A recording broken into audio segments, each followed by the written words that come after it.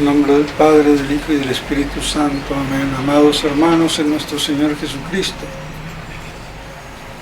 nos encontramos en el primer domingo de la Pasión y lo primero que uno percibe al entrar a la iglesia, al templo,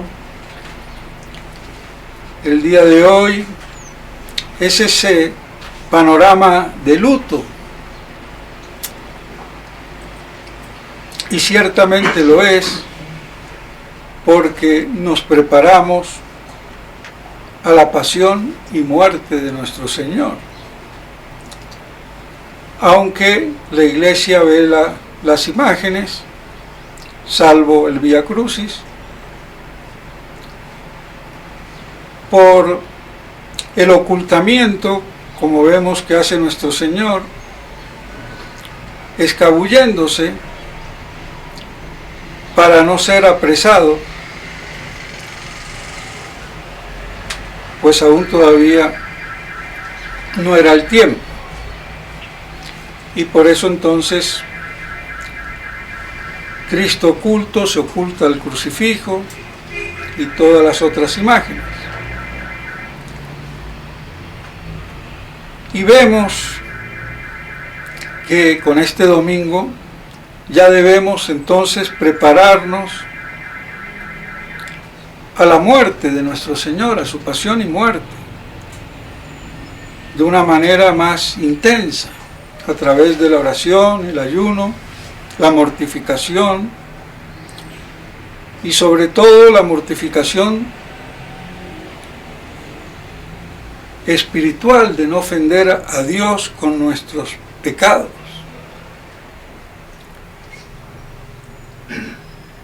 Y así prepararnos bien para después poder también, habiendo pasado por el sufrimiento, el llanto y el dolor, festejar con alegría ese renacimiento, esa resurrección que es la Pascua.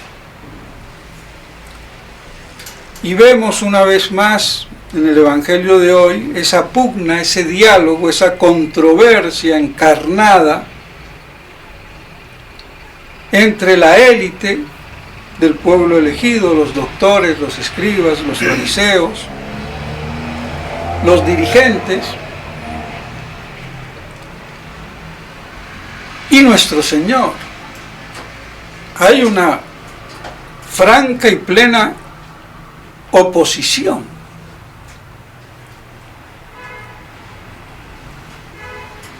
Había encono, había odio.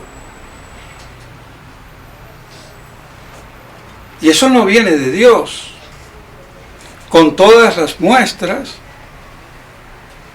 que nuestro Señor daba.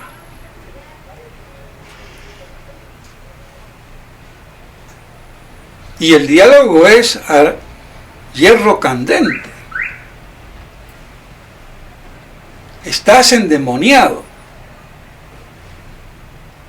Nuestro Señor le dice no.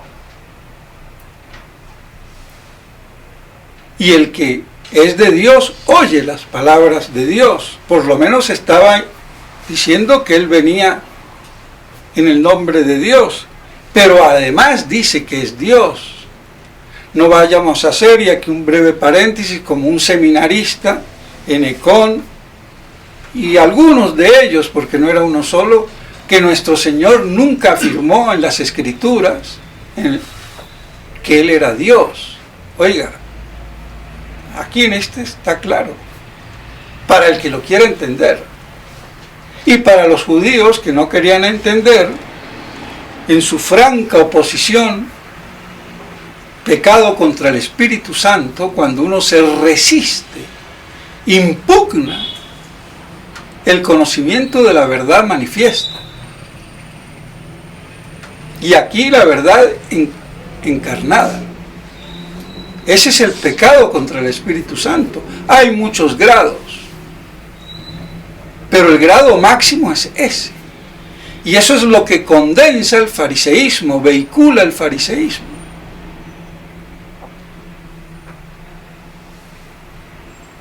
En esa impugnación de Dios en el nombre de Dios, que es lo peor,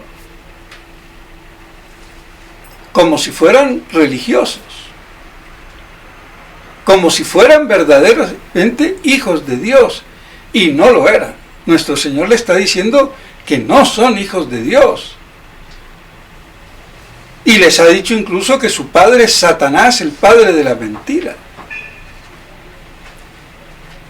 Entonces nuestro Señor les responde: el que oye mi doctrina, y a veces dice que no es su doctrina y otras veces que dice mi doctrina, según el caso. La doctrina era de Él porque Él es Dios. Y la del Padre, en cuanto que el Padre lo envía. Entonces, como enviado, mi doctrina no es mía, sino del Padre. Pero en cuanto a Dios, es tanto mía como del Padre. Y aquí le dice, mi doctrina. Ah, ¿y tú qué? Entonces eres mayor que Abraham, nuestro padre, y que los profetas que murieron, y dices que quien la oye no tiene vida eterna.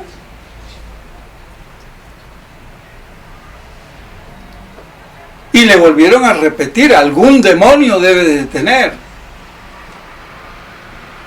Vuelven a insistir, eres demoníaco, estás endiablado, poseído. Tremendo.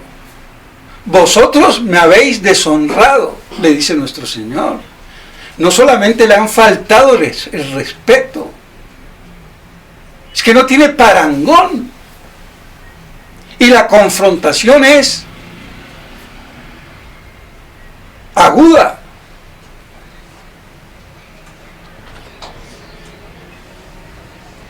Entonces, vemos cómo esa era la característica del pueblo elegido, corrompido, pervertido por la élite dirigente.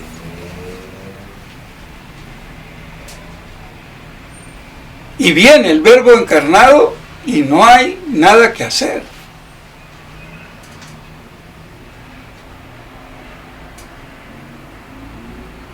Entonces, nuestro Señor, ni lerdo ni perezoso, le dice: Abraham, vuestro padre, deseó ver mi día. O sea que Abraham conoció la encarnación.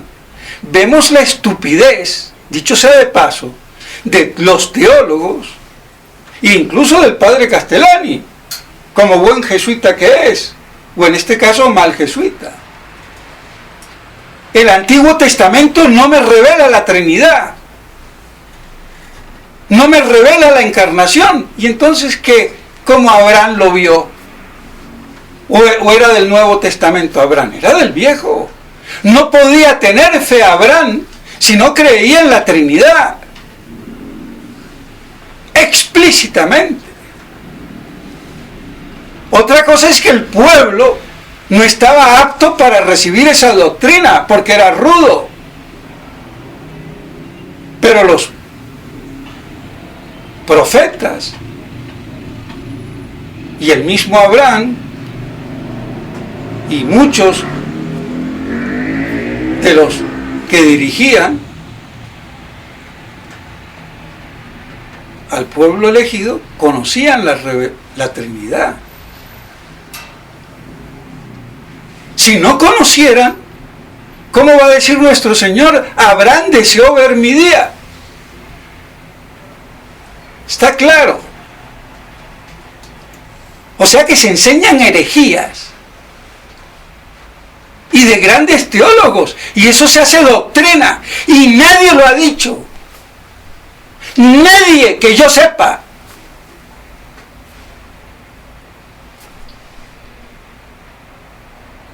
No se le miden, y aquí no hay tu tía. ¿Es o no es? Y se acabó.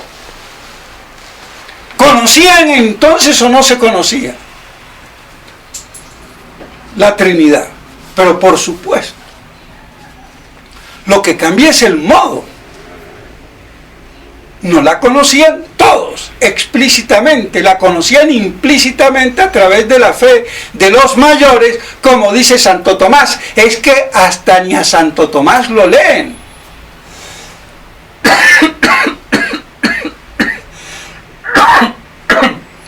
Y cuando lo leen mal, para colmo. Y bueno, ¿qué vamos a hacer? Pero así es la burrología humana. Lo lamento. Y es hora de decir las cosas como son. Porque la verdad es lo único que nos va a mantener. Punto. Y la verdad es Dios. Pues bien, entonces, queda claro esta confrontación y esta manifestación que hace nuestro Señor. Deseó ver mi día. Antes que Abraham existiera o fuera, yo soy.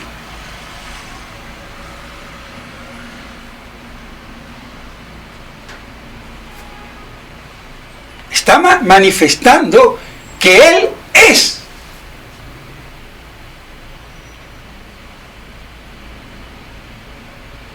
El nombre de Dios, el que es, solamente puede decir, yo soy el que soy. Nosotros somos por participación, pero no somos el ser puro y duro. El único ser absoluto, puro y duro para los brutos es Dios. Nosotros somos seres participados, limitados en el ser y en la existencia.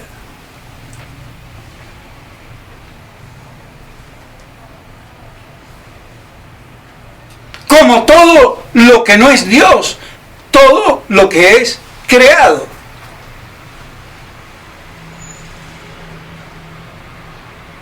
Entonces está diciendo él aquí que es Dios.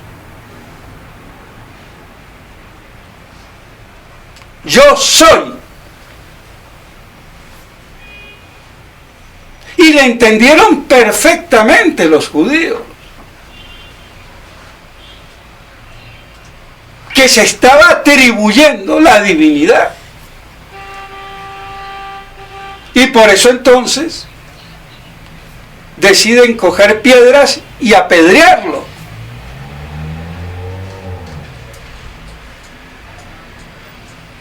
Y nuestro Señor se escabulle, ¿cómo? Haciéndose transparente, invisible, como lo dice San Juan Crisóstomo. Se hizo invisible.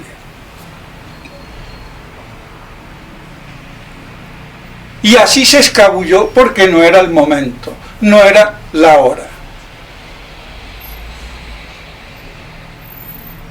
Pero vemos entonces cómo ya el deicidio se iba a producir.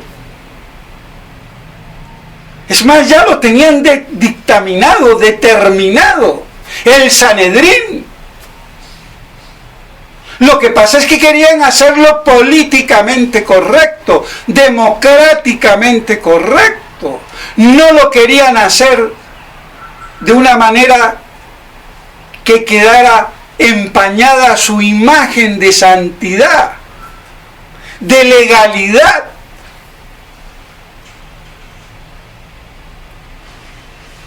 Y por eso buscaban el momento. Pero aquí la furia los lleva a apedrearlo. Pero no pudieron.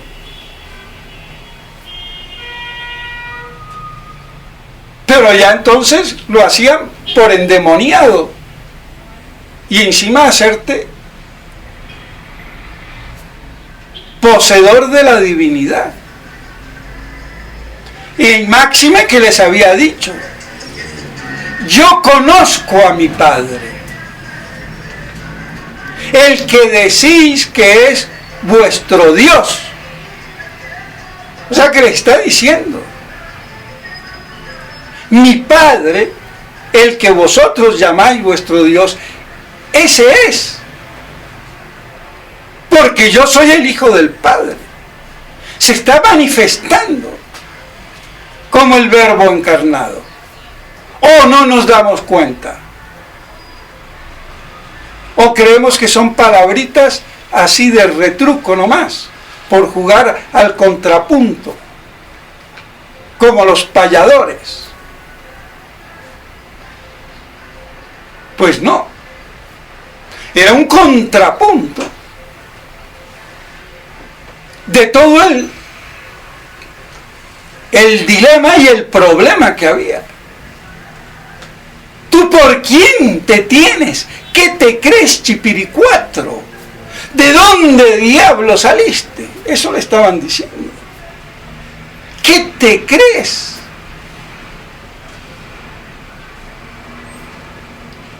Era la confrontación terrible con las máximas autoridades del pueblo elegido. Es que no meditamos suficientemente el problema. Y después, babosamente, con una espiritualidad sentimentalista, no, dejémonos de idioteces.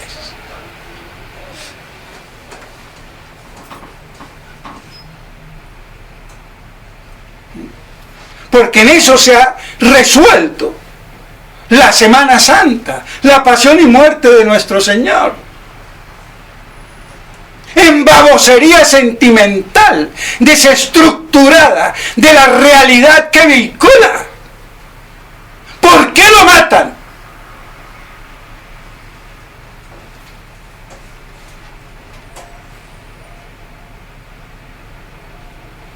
Y el que no lo sepa, de cristiano no tiene un pelo.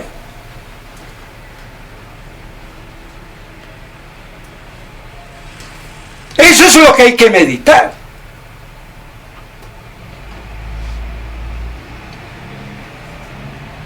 Porque si no, mis hermanos mayores y tu abuela, que parece que fue vagabunda, perdónenme, pero las cosas como son, a mí no me busquen la lengua.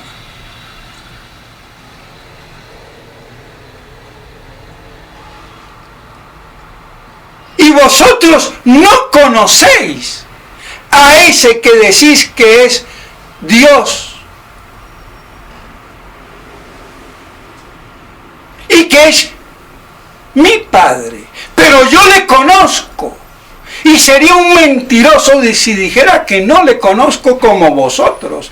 ¿Por qué? Porque ellos eran unos mentirosos. Se decían que adoraban al verdadero Dios, pero no. Ese es el retrueque que le hace nuestro Señor. Y la contestación pura y dura al que estás endemoniado, vienes de Satanás. Mientras ellos decían, venimos de Dios, de nuestro padre Abraham, y al Dios de los cielos.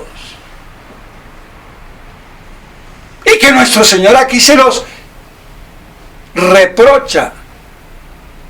No lo conocéis. Y se sentían muy judíos, muy religiosos, muy santos. Como muchos católicos nos creemos muy religiosos y muy santos. Y más, si digo el Papa y el Papa. La papa frita será. Esa es la doctrina. Pues los judíos decían también, y más que el Papa, Dios, Yahvé.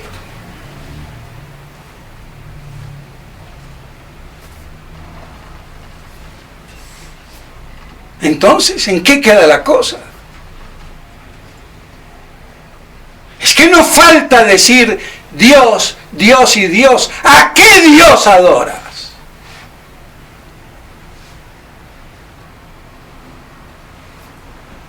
Y por eso nuestro Señor les dice, es mi Padre y yo le conozco.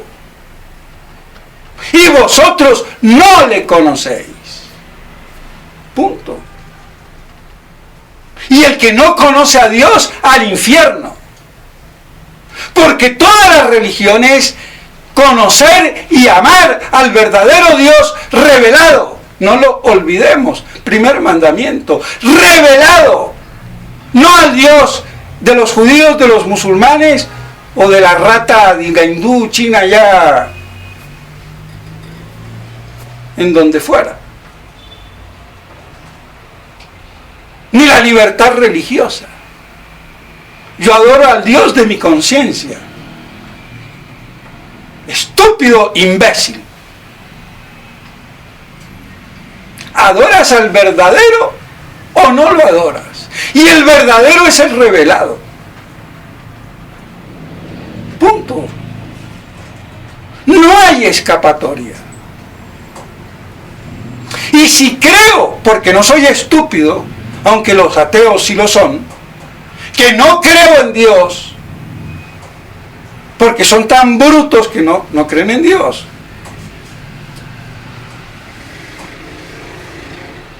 Dios no existe. El mundo se hizo solo. El reloj se hizo solo.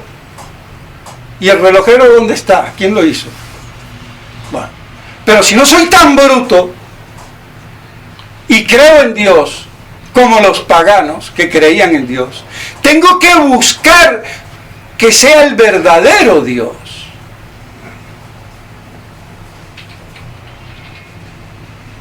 Y hasta que lo encuentre.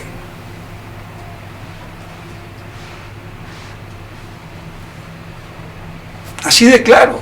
Porque no voy a adorar al verdadero Dios adorando la vaca, al perro o al gato o a las ratas, como desgraciadamente hacen en la India. Hasta hay un templo de ratas y se santifican en el excremento de las vacas. Ese es el agua bendita para ellos.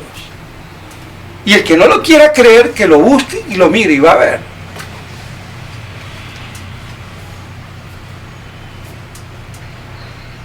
Pero sin llegar a esos excesos y estupideces, entonces yo tengo que buscar al verdadero Dios. Y ese es el Dios de la revelación, de la Iglesia católica, apostólica y romana, y no más. Ni la Iglesia de los ortodoxos vale. Ni como iglesia, ni como fe, ni como nada. Así de claro.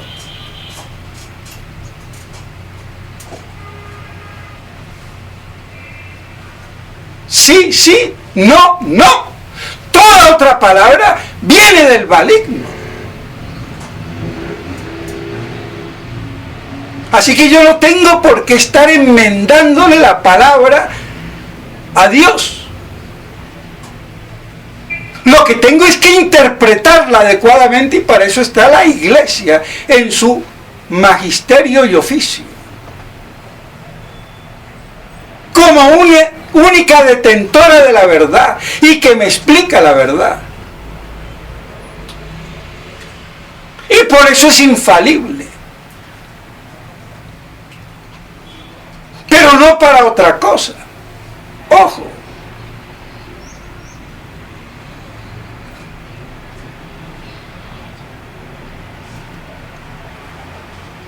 Entonces, ya vemos la magnitud de lo que es ser cristiano, católico.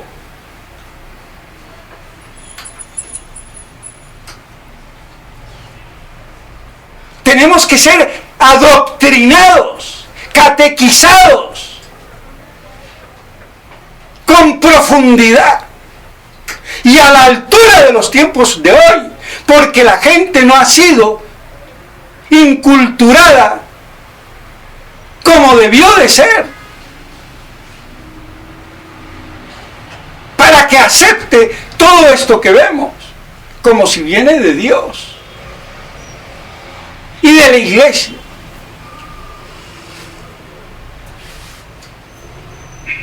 De ahí el problema. Entonces, nuestro Señor les dice mentirosos. Y ya no les quedaba otra. Y por eso, apedrearlo. Lo que pasa es que se les escabulló. Se ocultó, se eclipsó. Y por eso entonces, como imagen o símbolo de eso, se tapan, entre otras cosas, las imágenes, se velan.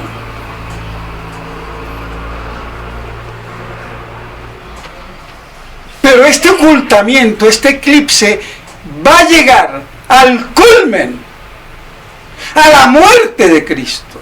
Y eso es lo que vamos a ir viendo a medida de que se desarrolla este periodo de la pasión, hasta llegar a la muerte. Y al vaciamiento.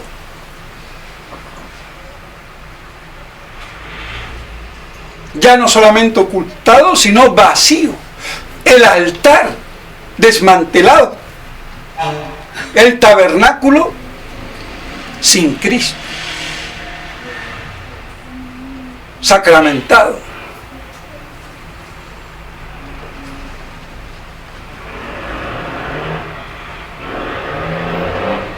Y así, como figura o símbolo o profecía de lo que acontecería en toda la iglesia, con la verdad revelada,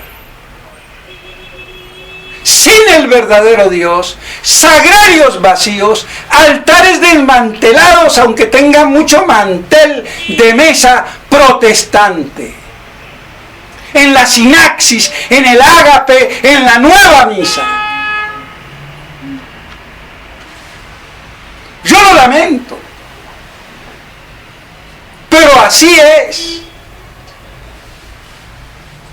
Entonces, no solamente es un hecho pasado, sino también profético de lo que va a acontecer en estos últimos tiempos apocalípticos que son los nuestros, aunque no le sepamos el fin o el final, pero de que estamos, estamos. Y el que no, ni se ha enterado ni se va a enterar.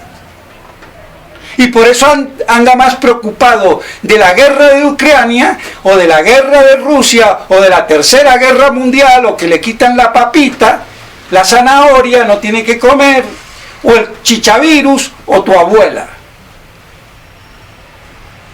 Y ya verán cómo van a parar esta falsa y creada guerra,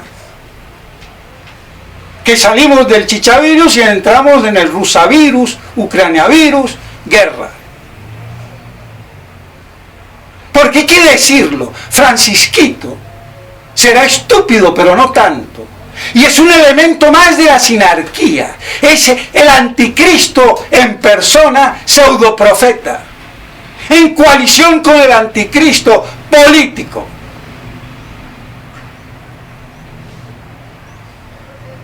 Y se aprovecha de las estupideces que se han dicho de Fátima, entonces consagra a Fátima y ya fue a Ucrania.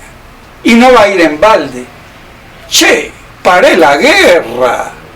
Lo que iba a hacer el anticristo, según el mismo padre Castellani, entre otros. Nada más que se imaginaba ya una tercera guerra mundial explotada. Aquí supuestamente por explotar o en vías de explosión. Poco importa. Y así legitiman su autoridad deslegitimada y usurpadora de pseudo profeta, anticristo religioso, matando las almas por su apostasía pública, con toda la jerarquía a bordo. No hay nada que hacer.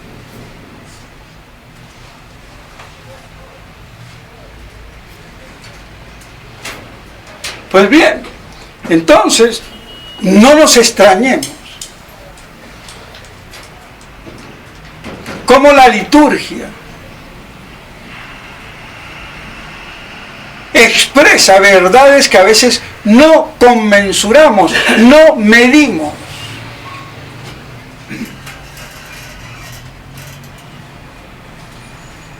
Pero bueno,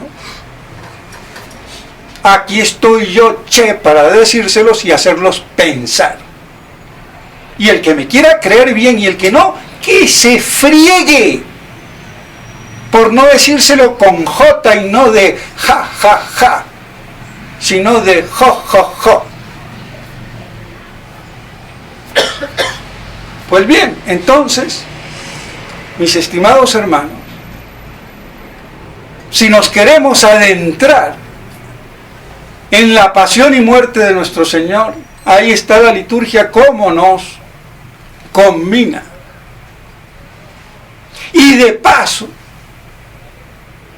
que la veamos esa Semana Santa, esa pasión y muerte de nuestro Señor en la iglesia hoy a nivel universal en el mundo, con esta apostasía políticamente correcta,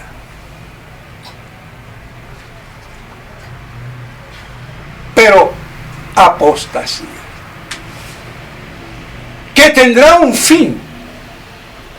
Y solamente el fin ese no es la conversión de Rusia, es la parusía de Cristo. Porque se está confundiendo conversión de Rusia y apostasía de Roma y del clero.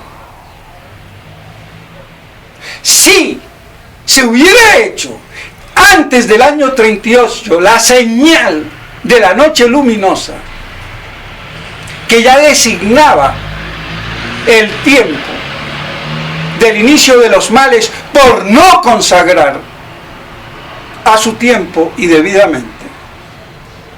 Si se hubiera hecho, Rusia se hubiera convertido a la fe católica. Hoy no se puede convertir. ¿A qué iglesia? ¿A la falsa iglesia? ¿A la contraiglesia? Pero en aquella época sí. Pero eso no hubiera impedido que en el 60 o en el 63, con Vaticano II, tuviéramos lo mismo que tenemos ahora. Porque estos males no vienen del comunismo. El comunismo coadyuva. El mal viene de adentro, de la corrupción del clero. No le echemos la culpa a los rusos, ni a los chinos, ni a los japoneses, ni tampoco a los gringos, que les gusta jugar de buenitos y salvapatria. ¿No? Perfectamente. Son dos cosas distintas. Eso no lo han visto los obispos. Y por eso están tontos y estúpidos. Pero como no creen en el único triunfo absoluto de la parusía o posparusiaco, entonces tienen que meter el triunfo antes y le viene al dedillo, como a la doncella el anillo de matrimonio, Fátima. Y por eso le da unas lecturas estúpidas y esperanzados en que se va a consagrar y todo se va a arreglar. Tu abuela.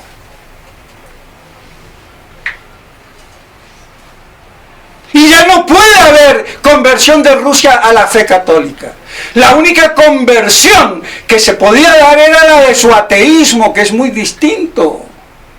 Estas cosas no las maneja nadie. Y por eso lo tengo que decir con énfasis.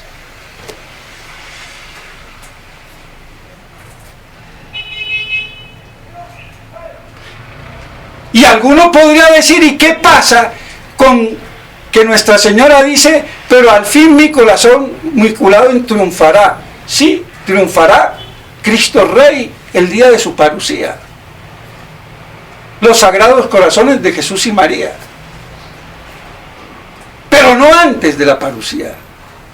Ay, pero también me dice que Rusia será convertida, porque el Papa me la consagrará. Pero la misma letra me dice una cierta paz. Ya no es la paz primera. Es una paz distinta que me condiciona la conversión. Porque si yo sigo esperando la conversión de Rusia, ¿por qué va a haber cierta paz? Si la conversión era total, la paz era total. Si la paz no es total, la conversión no es total. Entonces, ¿qué conversión es? La conversión de su ateísmo. Y eso fue lo que se produjo con la consagración a medias, imperfecta, pero consagración de Pío XII en 1952. 2 años después de haber visto en el Vaticano por 4 días, 3 consecutivos y 8 días después, el milagro del sol que se cae, de la iglesia que se cae, que el sol es Dios, es Cristo y es la iglesia. Por eso el milagro del sol, tambaleándose. Entonces, hizo la consagración fuera de tiempo y sin otras condiciones como la de un acto especial donde todos los obispos, juntos o dispersos, pero todos lo hicieran.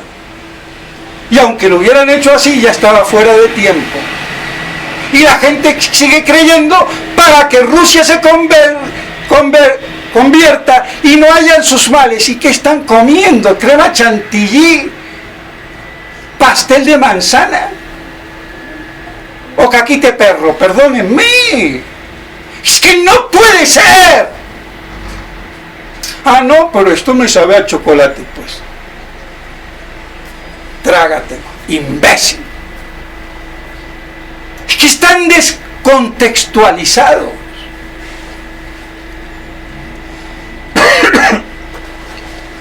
Y qué mejor ahora entonces de Francisquito aprovechar, claro. Y ya van a ver.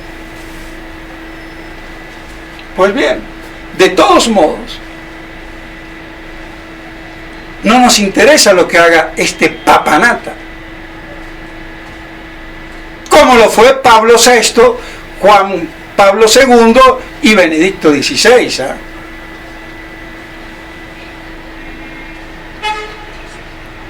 Porque las cosas como son.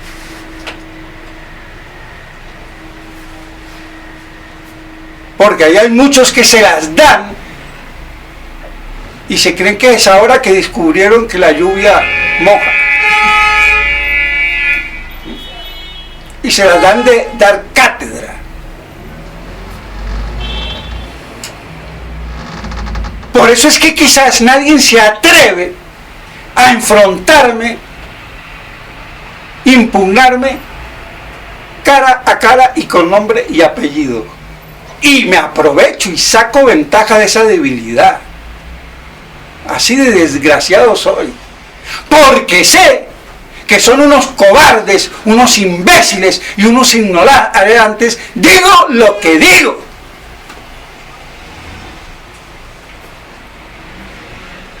Y me aprovecho. En beneficio propio, no. En beneficio de la verdad.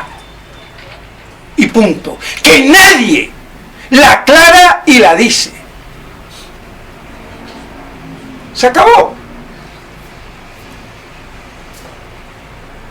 Entonces, ya vemos cómo todo esto, lógicamente, y eso era lo inimaginable, va a ser aprovechado por el anticristo pseudoprofeta. Y eso es lo que estamos viendo hoy. Entonces, no dejemos de ver que la liturgia de Semana Santa tiene una connotación profética para estos nuestros tiempos apocalípticos. Y así nos santifiquemos en la verdad, a pesar de nuestras miserias, con estas cosas.